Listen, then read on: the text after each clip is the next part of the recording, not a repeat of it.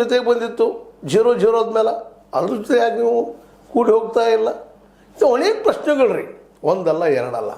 ಮತ್ತು ಎಲ್ಲ ಹೆಚ್ಚು ಕಡಿಮೆ ಎಲ್ಲ ಸ್ಕೀಮ್ಗಳು ಫೇಲ್ಯೂರ್ ಆಗಿ ಇವತ್ತು ರಾಹುಲ್ ಗಾಂಧಿ ಅವ್ರು ಕೇಳುತ್ತಿರೋದು ಪ್ರತಿಯೊಂದು ಪ್ರಶ್ನೆಗೆ ಉತ್ತರ ಇಲ್ಲದ ಈ ಲೋಕಸಭೆಗೆ ಬರೆದ ದಾರಿ ತಪ್ಪಿಸ್ಕೊಳ್ತಾ ಇದ್ದಾರೆ. ಒಂದು ಕಾಲಕ್ಕೆ ಯಾವ ರೀತಿ ಮಾತಾಡ್ತಾಯಿದ್ರು, ಎಂಥ ಒಂದು ವ್ಯಕ್ತಿತ್ವ ಇತ್ತು ಮೋದಿ ಅವರು. ಇವತ್ತು ತಮ್ಮ ಆಡಳಿತನ ಅವ್ರಿಗೆ ವೈರಿಯಾಗಿ ನಿಂತದ್ದು. ಇಂಥ ಪ್ರಸಂಗದಲ್ಲ ಈ ರಾಜ್ಯಾಧ್ಯಕ್ಷರ ತೆರಿಗೆ ಅವರೂ ಇಲ್ಲ. ಅವರಿದ್ದೇನಪ್ಪ, ಆಯಿತು ಯಡಿಯೂರಪ್ಪ ಗೆಲ್ಲಿಸ್ಕೊಡುವಂಥ ಒಂದು ವ್ಯಕ್ತಿ ಅದಾರ, ಈಗಾಗಲೇ ಕನ್ಫರ್ಮ್ ಆಗಿದವ್ರಿಗೆ.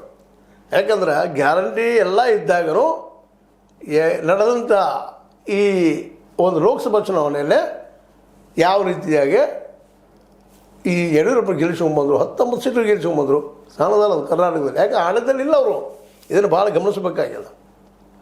ಆಡಳಿತ ಇರೋದಕ್ಕೆ ಆಡಳಿತದಲ್ಲಿ ಇಲ್ಲದಕ್ಕೆ ಭಾಳ ಅಂತಿರೋದು. ಗ್ಯಾರಂಟಿ ಸಹ ಇದ್ದು ಸಿದ್ದರಾಮಯ್ಯವರು ಕೇವಲ 9 ಸೀಟ್ಗಳು ತರುವಲ್ಲ ಏದುಸರು ಬಿಟ್ಟರು. ಇಂಥ ಪ್ರಸಂಗದಲ್ಲೇ ಯಡಿಯೂರಪ್ಪರವ್ರನ್ನ ಬಿಟ್ಟ ಅವ್ರ ಮಗನ ಬಿಟ್ಟ ಬೇರೆದ್ರು ಮಾಡಲಿಕ್ಕೆ ಸಾಧ್ಯ ಇಲ್ಲ. ಯಡಿಯೂರಪ್ಪರಂತೆ ವಯಸ್ಸಾದ ನೀವು ಹೋಗೋದು ಗಿರ್ತಾಸ್ಕೊಟ್ಟಿದ್ದಾರೆ. ಈಗ ವಿಜೇಂದ್ರ ಮಾಡಲೇಬೇಕು. ವಿಜೇಂದ್ರವ್ರನ್ನ ಮಾಡದೇ ಇದ್ದರೆ ಪಕ್ಷಕ್ಕೆ ಹೊಡೆದು ಬೀಳುತ್ತದೆ ಅನ್ನೋದು ಎರಡು ಮಾತ್ರ ಇಲ್ಲ. ಅದಕ್ಕೆ ಬಿ ಎಲ್ ಸಂತೋಷ್ ಅವ್ರಿಗೆ ಗೊತ್ತಾಗಿದೆ ವಾಸ್ತುಸ್ಥಿತಿ. ಎಷ್ಟೋ ರಾಜಕೀಯ ವಿರೋಧ ಮಾಡಿದರು, ಇದು ಪಕ್ಷಕ್ಕೆ ತೊಂದರೆ ಅಂತ ತಿಳ್ಕೊಂಡು ಇವತ್ತು ಅವರು ಒಪ್ಕೊಂಡಿದ್ದಾರೆ, ಸುದ್ದಿಗಳಿದ್ದಾವೆ. ಹೀಗಾಗಿ ಈ ಮುಗಿದೋದ ಸಮಯಕ್ಕೆ ಹೊಸ ಅಧ್ಯಕ್ಷರನ್ನಾಗಿ ವಿಜೇಂದ್ರವರನ್ನು ಘೋಷಿಸ್ತಾರೆ ಅನ್ನುವಂಥ ದಟ್ಟವಾದ ಮಾತು ಕೇಳಿ ಬರ್ತಾ ಇದ್ದಾವೆ ಈ ಕಾರ್ಯಕಾರಿಣಿ ಸಭೆಯಲ್ಲಿ.